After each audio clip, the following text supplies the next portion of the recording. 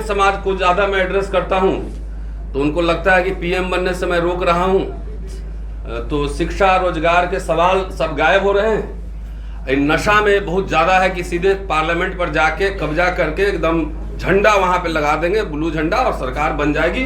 और सरकार जब बनेगी तब हम सब कुछ ठीक कर लेंगे, ओवरनाइट, है ना, ओवरनाइट, जैसे केमिस्ट्री का लैब है। सरकार बनाने के लिए 272 एमपी चाहिए, मेंबर ऑफ पार्लियामेंट।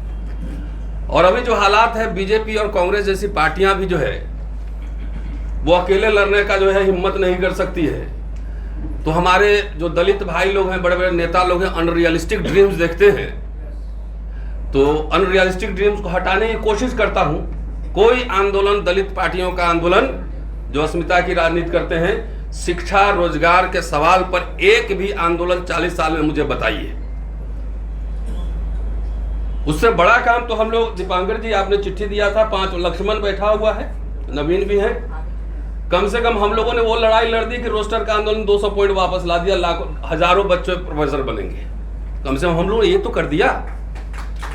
लेकिन जो दलित वोट का जो सारथी बने हैं, जो ठेका लिए हुए हैं, उनसे एक आंदोलन, एक मूवमेंट एजुकेशन पर, शिक्षा पर, स्वास्थ्य पर, निजीकरण पर एक भी आंदोलन मुझे बता दीजिए तो उस दिन से हम सार्वजनिक जीवन से इस्तीफा ले लेंगे।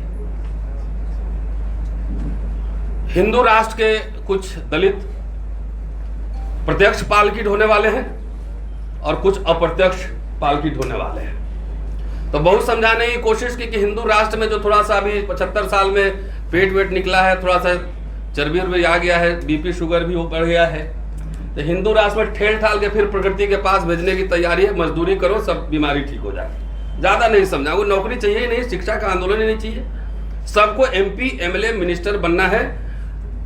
242 ही सीट है ना, कितना 43, अब दलित लोग कितना है, 40 के आसपास होगा, 40 ही बनोगे ना। अब मंत्रालय चलाने का एक्सपर्टीज भी चाहिए ना, कि बिना एक्सपर्टीज के, बिना अंग्रेजी जाने, बगैर पढ़े, लाल पीला बत्ती का ख्वाब जो रात में देखते हैं ना, रात में एकदम नशा रहता है, तो नशा तुरंत उतरने वाला है। दलित मिडिल क्लास खत्म, पॉलिटिक्स खत्म। लेकिन आज उस पर नहीं बोलूंगा, आज बोलूंगा ब्राह्मण पे। ब्राह्मण को इंडियन रिपब्लिक में क्या मिला और हिंदू राष्ट्र में क्या मिलने वाला है। और बहुत मैं सोच समझ कर आया हूं इस पर, कि शायद ये लोग समझ जाएंगे तो समाज के अगुआ वर्ग कहे जाते हैं, कुछ माहौल फिजा बदलेगी। लेकिन पहला देसी कम्युनिस्ट परंपरा, और मुझे लगता है कि ये ईडियम जो है हम लोग को इस्तेमाल करना चाहिए सार्वजनिक जीवन में भी, राजनीति में भी। डॉक्टर अंबेडकर का एक इंपॉर्टेंट भाषण है काठमांडू में, बुद्धा या कार्ल मार्क्स, और उस भाषण को बार बार पढ़ा जाना चाहिए। बोल रहे हैं कि दोनों तो एक ही है।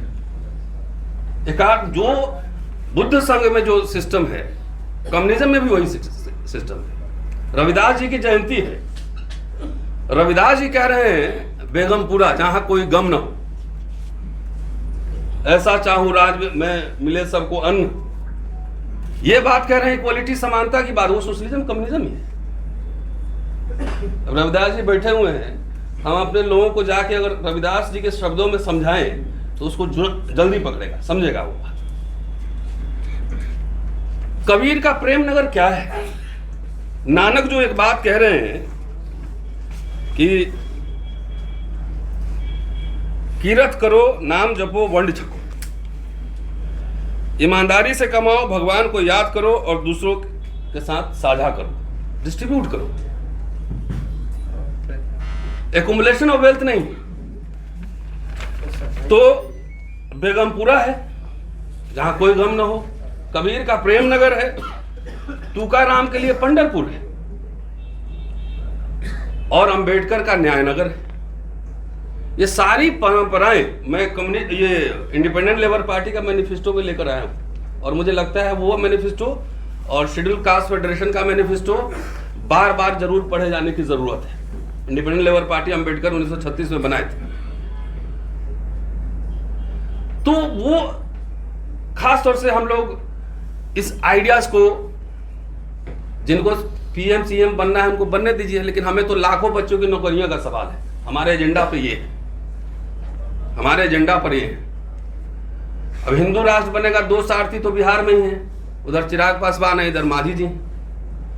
मांझी जी को एक दिन जंतर मंतर में प्रोग्राम में हमें मिले, तो मैंने कहा लग रहा है उनका कोई आरक्षण खा गया, कोई के का बर्गर है आरक्षण। गया इंटरव्यू बोर्ड में जो बैठा रहता है, कहता आइए लक्ष्मण यादव जी, यादव जाटव कथा नैरेटिव जो फैलाता है।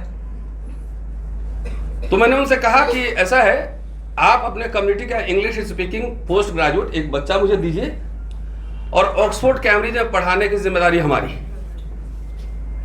हम क्राउड फंडिंग करेंगे, लोगों से लेंगे और पढ़ाएंगे, तो हुक्मरान बनेंगे, है ना, हुक्मरान।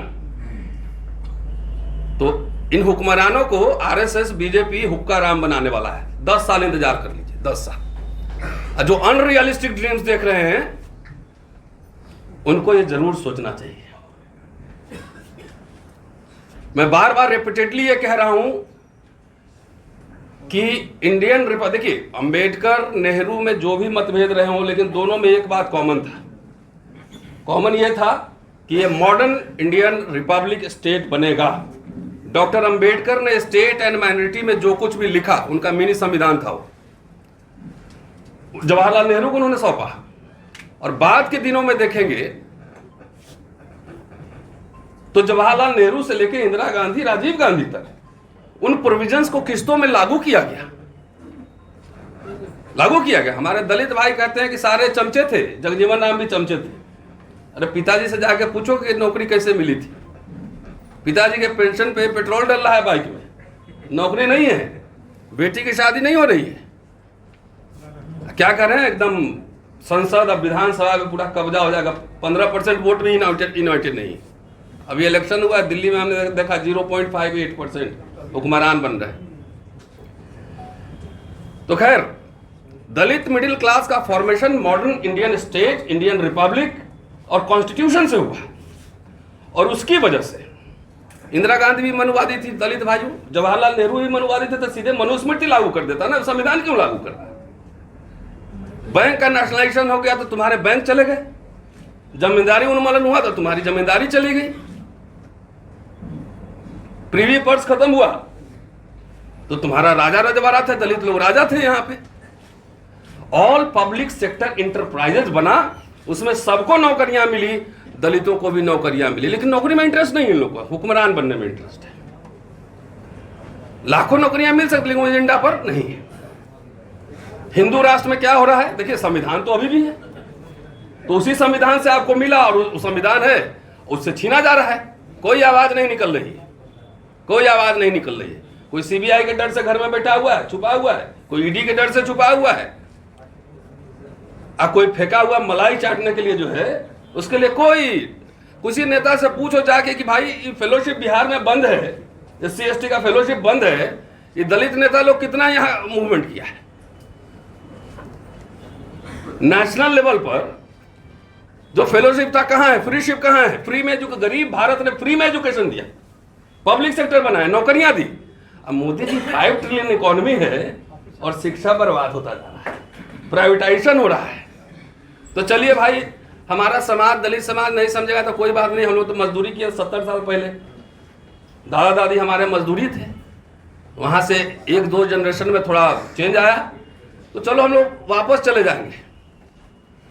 जैसे अनरियलिस्टिक ड्रीम दिखाया गया दलितों को कि देश में पूरा आरक्षण देने वाला बनना है, सबको ये करना है, ब्राह्मण विदेश भेज देना है, अनरियलिस्टिक फालतू के बातों में सारा एनर्जी लग गया। एक ब्राह्मण को गांव से बाहर नहीं निकाल सकते हो, देश से बाहर भेजने का तैयारी कर, सोचिए जरा। तो सब एकदम रात में नींद में सपना देखता है ये लोग कि चले जाएंगे ब्राह्मण तो सारे मठ मंदिर पे हमारा कब्जा होगा, एकदम पलंग पे, सोना के पलंग पे सोए हुए सपना देखता है। और आरएसएस इलेक्शन के समय बोलता है कि मियाँ जी को भगा देंगे तो सारी जमींदारी नवाब जी की हवेली तुम्हारी होगी। तो दोनों तरफ से सपने देखने हैं, मजे लो, सपने देखो, खाली सपना ही देखो। और सुबह उठोगे तो खुरपी लेके खेत में जाना पड़ेगा काम करने, स्कूल कॉलेज नहीं।